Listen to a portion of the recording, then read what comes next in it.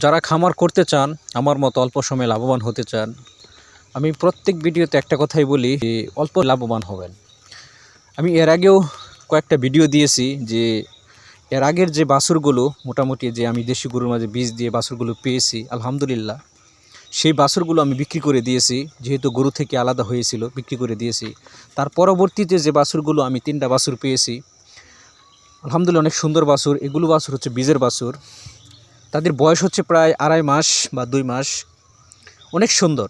যদি আপনি দেশি গরু দিয়ে, ভালো জাতের দেশি গরু দিয়ে শুরু করতে পারেন, আর ওই দেশি গরুর মাঝে যদি আমার মতো বীজ দেন আর পর্যাপ্ত পরিমাণ বাছুরদেরকে যত্ন নেন, গরুর যত্ন নেন, পর্যাপ্ত পরিমাণ দুধ খাওয়ান, তাহলে দেখবেন ওই বাছুরটা গরু থেকে আলাদা হয়ে, যদি যখন আলাদা হবে তখন ওই বাছুরটা আপনি ভালো একটা টাকায় বিক্রি করতে পারবেন।